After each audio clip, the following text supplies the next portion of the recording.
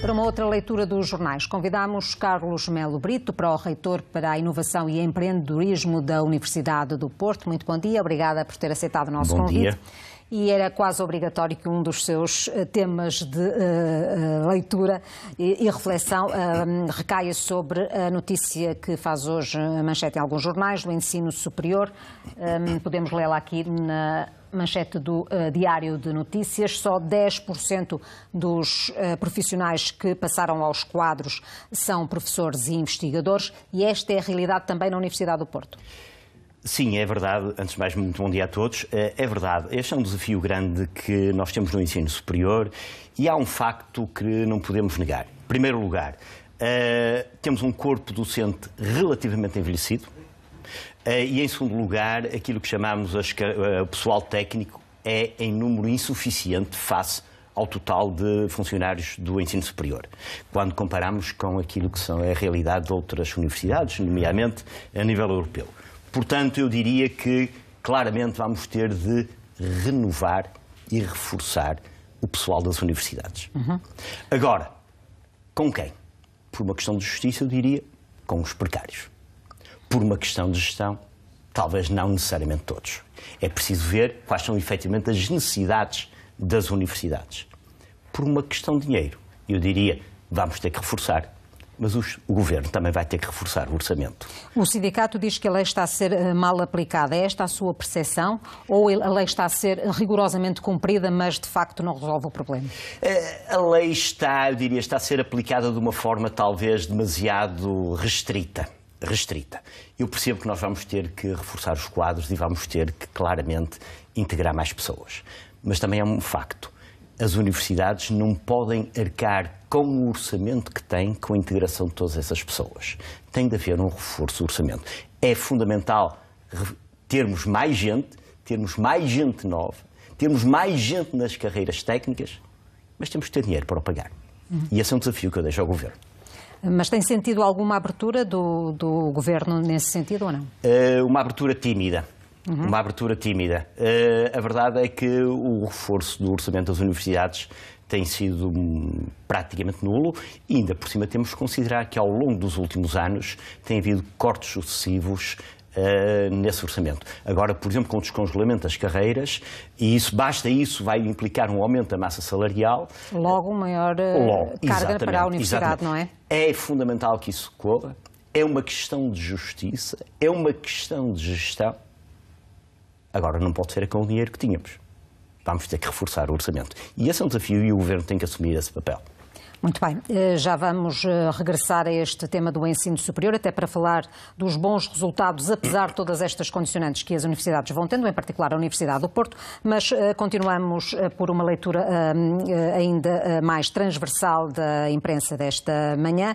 Vamos avançar para uma outra sugestão que aparece aqui na capa do jornal e estamos a falar de uma inovação que, quando generalizada, vai provocar uma revolução a vários títulos no panorama mundial, desde a forma como encaramos o comércio, a produção, a utilização, enfim. Está em curso uma revolução, não é? Está em curso uma revolução. A notícia refere-se à impressão 3D. É verdade que isso é uma revolução grande, não só por causa das trocas, mas até também há aqui um aspecto muito importante que é unidades económicas de muito pequena dimensão vão ter espaço para crescer e para fazer coisas extremamente sofisticadas, porque simplesmente podem imprimir. Também nas trocas internacionais isso vai acontecer e tem um impacto grande. Eu não diria em grandes séries, mas em pequenas séries eu não preciso fazer aqui ou na China para mandar para o outro lado. Eu, por simplesmente, mando um fecheiro e é impresso do outro lado. Mas mais do que isso é o que é que está por trás disto. Por trás disto está uma autêntica revolução que nós temos de ter consciência. Nós estamos aqui, os dois, a falar. Há mais pessoas connosco no estúdio. Mas há uma coisa que temos de ter consciência.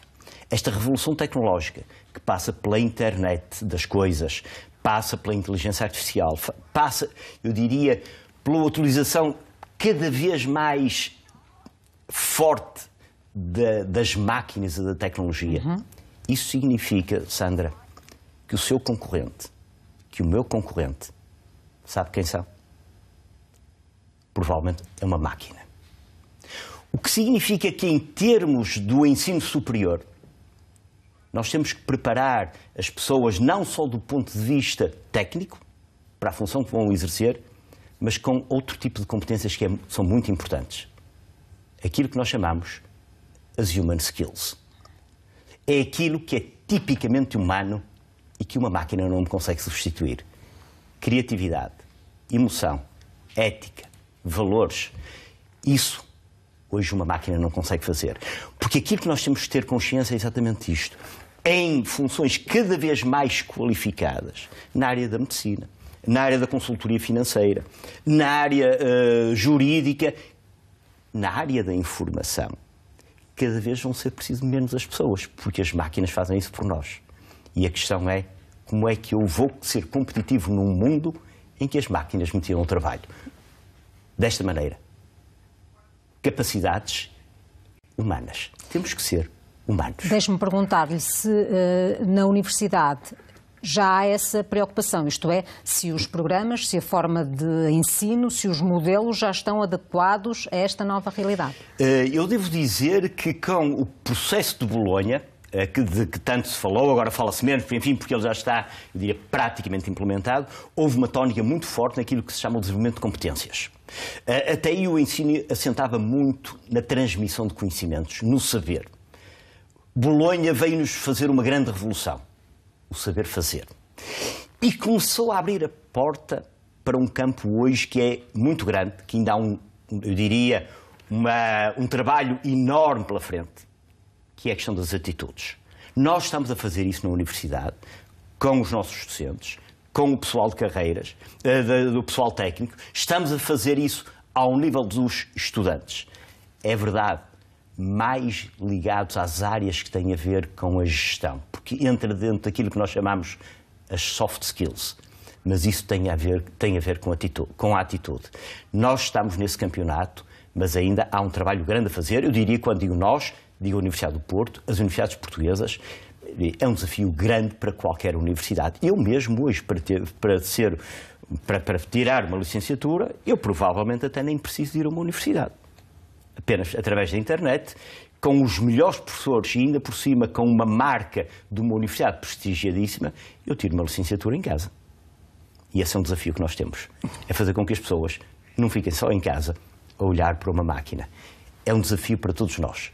Desenvolver a atitude correta com competências humanas. É só isto. Porque, na verdade, os desafios técnicos, as tarefas puramente técnicas são mais bem desenvolvidas pela máquina, portanto, há que substituí-las ou ganhar vantagem naquilo que elas não podem fazer, não é? São mais bem, são mais rapidamente, de uma forma muito mais barata. Com menos erros também? Exatamente, com menos erros. A questão do diagnóstico, por exemplo, médico, uma máquina consegue baixar o erro de uma forma extremamente grande, de uma forma muito mais barata. E a pergunta assim, para que é que serve o médico? Serve para aquilo que a máquina não faz. Que é, por exemplo, olhar para um doente e perceber que um doente não é apenas alguém que tem ali um problema físico, mas é alguém que está fragilizado mentalmente. Mesmo nós, quando vamos a um hospital e temos saúde para um simples check-up, estamos sempre fragilizados, porque podemos entrar bem e sair mal. E isto uma máquina não faz comigo. Só o homem é capaz dessa perspectiva homeostática, não é? Exatamente. Avançamos nesta revista de imprensa para voltar a falar de dinheiro ou da falta dele.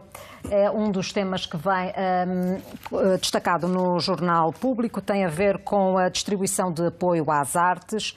O Ministro da Cultura já admitiu que, enfim, este programa de apoio pode não ser muito ajustado, admitiu repensar este modelo. A verdade é que, ao abrigo deste modelo, companhias de referência, como Seva Trupa, aqui no Porto, o Teatro Experimental, mas também em Cascais e em Coimbra, ficaram fora dos apoios do Estado. Diria que a cultura se pode juntar à educação e reclamar mais investimento, melhor atenção por parte do poder público, é isso? Sim, olha, eu trago aqui esta notícia porque regressei há 3 dias da Coreia do Sul.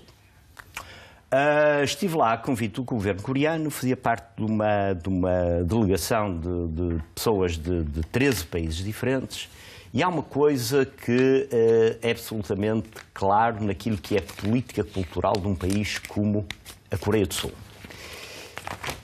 Eles precisam da cultura enquanto forma de afirmação do país. O governo sabe que não precisa de apostar na promoção da economia. Não precisa de apostar na promoção das empresas. Porque isso a Samsung faz. E faz muito bem. A LG faz e faz muito bem. A Hyundai faz e faz muito bem. Aquilo que o governo sabe é que tem de apostar na cultura para criar uma imagem do país. E esse é um aspecto que eu aqui gostaria de deixar presente. É fundamental nós investirmos numa componente cultural. Primeiro porque é uma componente do dinamismo da própria sociedade e do desenvolvimento da sociedade. Não é apenas a questão do crescimento económico, mas do desenvolvimento da sociedade. Depois porque aquilo que chamamos a economia criativa tem um efeito de arrastamento importante ao nível de muitos pequenos negócios e da criação de emprego qualificado. E em terceiro lugar, porque é uma forma de afirmação da imagem no exterior. Nós, Portugal, temos de ter uma coisa que é perceber claramente qual é o nosso papel do mundo e, principalmente, temos de fazer com que os outros percebam qual é o nosso papel no mundo. Não precisamos de promover o futebol, porque aí o Cristiano Ronaldo já o faz por nós. Aí o Zé Mourinho já o faz por nós. Temos empresas fantásticas que contribuem para a imagem do país. O que é importante apostar? Numa imagem de país enquanto produtor de cultura, porque é isso que nos vai distinguir no panorama mundial e perceber uma coisa, que Portugal é um povo de interface. Do ponto de vista da cultura, não é a questão da geografia, é que o português tem uma cultura que é profundamente humanista. E nós temos de apostar nesta cultura, no teatro, nas artes, nas diferentes formas de expressão cultural, para conseguir isto. Reforçar a imagem de Portugal no estrangeiro. E fazer com que Portugal não seja apenas o futebol, o Cristiano Ronaldo e o Zé Mourinho. É sempre um gosto ouvi-lo, professor, mas vamos ter que usar estes últimos minutos muito rapidamente para falar da Universidade do Porto, que tem aqui um registro muito interessante. É responsável por quase 1/4 de toda a produção científica portuguesa entre 2012 e 2016. Muito rapidamente, quais são as razões deste sucesso? Olha, as razões deste sucesso têm a ver com um investimento que tem sido feito, e quando digo investimento não digo necessariamente em dinheiro, é uma estratégia coerente que tem vindo a ser seguida há vários anos, muito virada para a produção científica e que tem vindo a dar frutos, e os últimos números que tínhamos anteriores a estes já revelavam que estávamos nesta trajetória, e estes ainda são melhores. É quase, na realidade, 25%, é 24, qualquer coisa, 8%, ou o que é, quase 25% da produção nacional sai da Universidade do Porto. E isto, para nós, é motivo de orgulho, mas mais do que isso, é uma oportunidade e, fundamentalmente, é uma obrigação. Obrigação de quê? Obrigação de criar valor com base neste conhecimento. Porque este conhecimento é uma fonte de competitividade. Eu tenho que ser capaz de passar este conhecimento para as empresas, seja, por exemplo, protegendo a propriedade intelectual através de patentes. Posso dizer, por exemplo, que a Universidade do Porto até hoje já registrou mais de 500 patentes. É a instituição portuguesa que tipicamente mais patentes registra, e os dados, por exemplo, do ano passado referem-se ao Instituto Europeu de Patentes, foi a instituição portuguesa com mais patentes registadas. Isto é muito importante porque é uma forma de tornar as empresas mais competitivas. Competitivas globalmente, de uma forma sustentável e uma coisa muito importante, criam emprego qualificado. Deixe-me só dizer-lhe aqui, acentuar aqui um ponto que é de facto fundamental. Nós temos empresas criadas no seio da Universidade do Porto, podemos chamar startups que não têm sequer clientes em Portugal. E sabe porquê? Porque o seu mercado é um mercado global. E Portugal nem sequer mercado de teste é, porque para o negócio que desenvolvem nós não temos clientes. É isto que nós precisamos. Precisamos da universidade para o fazer, a do Porto, a de Lisboa, a de Coimbra, etc. Exportar conhecimento. Absolutamente. É sempre um gosto. Muito obrigada por ter vindo à manhã da RTP3. Um bom dia para si. Nós terminamos aqui a edição para a RTP Internacional, mas continuamos aqui na RTP3 logo a seguir a um curto intervalo. Até já.